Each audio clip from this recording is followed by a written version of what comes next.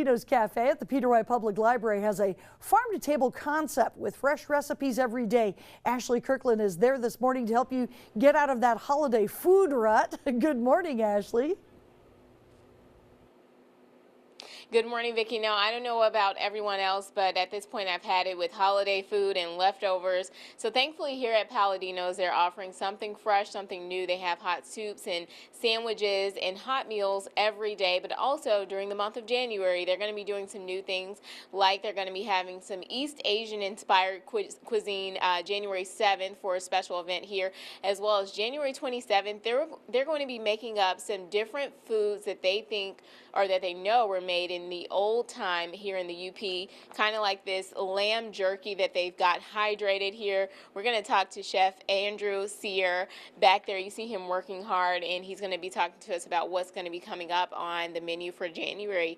I'll take it back to you for now, Vicki. Ashley Kirkland reporting live in Marquette, TV6 News. Sounds great. Thank you very much, Ashley. And that's right. Get out of the holiday rut. Leave the old in the old year, because we're coming up on a new year. And here at Paladinos, they have some fresh ideas for you on their menu. And I'm here with Andrew Sear, who is the chef and owner of Paladinos. Andrew, thanks so much for being here this morning. You guys feature something new every week. What do you have going on this week?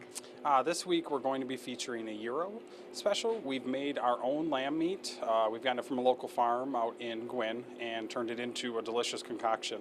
That's going to be added with some fresh tzatziki sauce, some shaved shallots, also from a local farm, and then some hydroponically grown tomatoes. So, yeah. That sounds amazing. And you guys also have a great soup coming up too. Yeah, we've got about 1 or 2 more days of our Minnesota wild rice, which is an old favorite from the Upfront and Company, where I used to work. And then after that, we'll be having a potato leek soup, which is going to be all local potatoes and hopefully some leeks. Yeah. And then you also have an event coming up January 7th that's East Asian inspired. Talk to us about what's going to be cooking. Yeah, so some of you might be familiar with Bollywood films. We're going to be doing cuisine that would possibly be served at a Bollywood movie. They're usually about 3.5 hours. So there's usually a break in between, just like there would be in a play or a musical. And we'll be serving some really cool cuisine featuring some flavors of the East Asian descent, and hopefully some things that you might not have tasted before out of there. Yeah. Definitely. They definitely have some great spices and robust flavors. What do you have for us that's going to taste like that? Yeah, something that might be able to take you there before that date is our curry chicken salad. It is a very popular item. One thing we do differently with our chicken salad is that we use yogurt instead of mayonnaise, and then I make my own curry spice for that. It is a little bit spicy for the faint of heart, but it's a delicious mixture, and you couldn't probably be able to tell it was yogurt and not mayonnaise. So this is the way I kind of play these fusion flavors into what I'm doing every day when I'm trying to do special events. So what exactly is in your curry chicken salad here? Inside the curry chicken salad is fresh cucumber, yogurt, my vindaloo curry spice, bell peppers, and onions. Currently it's not onions because we have local shallots coming from a farm, Raymore Farms out in Evan Junction. So all of that gets mixed together, and then we pre-portion it to you, and then we add some spring mix. Right here we've got a power blend, which you can find at the co-op.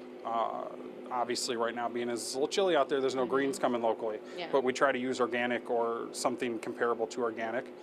Your choice of bread, which we usually have 4 choices featuring from here on Mountain Bakery, and then we toast it for you, and hopefully we can do that. Now, I noticed you didn't put any cheese on there. We're big on cheese here in America. Is that something that is pretty big in East Asian cultures? You know, it's not really. This is something that would be a lighter sandwich that we could have. You know, they might not even eat something that was similar to this per se, but it's my goal to take something that's an American classical cuisine and bring other flavors to the palate, so that you'd be like, okay, this is chicken salad. I know that texture, I know that flavor, but then twist an onion, throw that yogurt and the Asian style, East Asian style things into the mix. Okay, awesome. Well, thanks so much, Andrew. We're going to let that toast, and we'll be back. We're also going to be talking about some old world UP foods that they have coming up on January 27th. They're going to be featuring some of those, and we'll show you how he hydrated some of the lamb to make lamb jerky. We'll be back with that. Vicki Ashley Kirkland reporting live in Marquette, TV6 News. Fresh farm-to-table concept. Everything is fresh, and I'm back here with the guy that ensures that, Andrew Sear, one of the chef here. Andrew, now we finished off that curry sandwich that you made there, and it looks really delicious. Yeah, that's one of our probably top 3 most popular items. Okay. It's an easy sell to the Upers, definitely. Nice. And something else that's probably an easy sell is jerky, but this Yeah. is lamb jerky, and it's for your Old World Food event that you have coming up at the end of January. Talk to us about that. Yeah, so one of the things that I've always enjoyed working with is meat, and especially localized meat. A local farm out in Gwynn, Shady Grove Farms, got me some lamb. Its name was actually Lightning. So I really like to be in tune with what we're doing and who we're using, if you will. Today we've done a lamb jerky. This is going to be for our Old World cuisine, like you said, for the Children's Museum event Culinary Journey. One of the things that I want to show with this event is how to utilize the products that you have here in Marquette County, the limited products we do have during the season that we have. I just so happened to get this animal in the last month and be able to take it into a product that could last me all the way till April or May. The jerky's simply seasoned or marinated and then put into a dehydrator tray that looks something like this, which you can actually see I have some bananas in there for this event as well. Now, bananas don't grow in the UP, right? But during that great time of the season that you can get good bananas, you can dehydrate them and save them for the rest of the year as a healthy snack for you or your children. And you can have something that's sweet, that's not just that salty bag of chips or something that's, processed fully. Yeah. There's nothing added to this. It's just a banana. Yeah. It shows its flavor. Yeah. Same thing with the jerky. It's just a simple seasoning with my curry spice, a little bit of olive oil, and a little bit of lemon juice, marinated overnight, and then put into that same dehydrator, which does reach a higher temperature, right around 150 degrees, and makes it something that lasts for a really long time. Yeah, and it started out like this. We have some Yep. pictures that you posted on Facebook. This doesn't look very appetizing right now, but the pictures show that you, as you said, you dehydrated. I think Yep. I said the Yep. last one hydrated. My mistake. You dehydrated the lamb, and it turned out like that. How long did that process take? It's funny too. Something like the bananas takes 2 to 3 days to actually dehydrate. Something like the jerky, if you take it into the right size slices, a biteable size, it only took about 12 hours. So you're not doing anything. You're just smelling it throughout the house or throughout the kitchen. So it goes pretty fast, definitely. Yeah. And there's no need to heat it or anything. You just put it in the dehydrator and it's done. Yep, the dehydrator will heat up to a set temperature that is made for this, and it will prevent any bacteria from growing rapidly.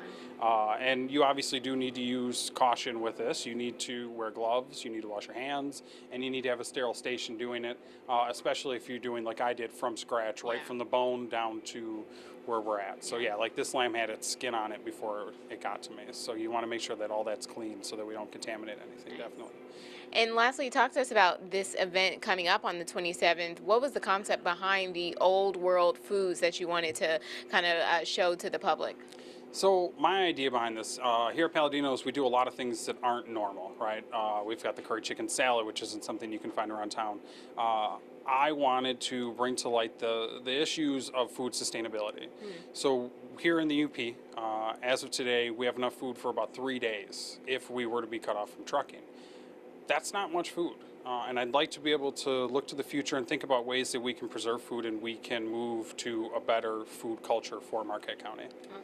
Very great work, Andrew, and good, delicious food, making food with a purpose. Thank you so much. Make sure to come down to the Peter White Public Library. Right in the basement, you can find Paladinos. You can come just on an everyday basis for their food, or you can come to one of the events in January. Make sure to stick around for more of your TV6 Morning News.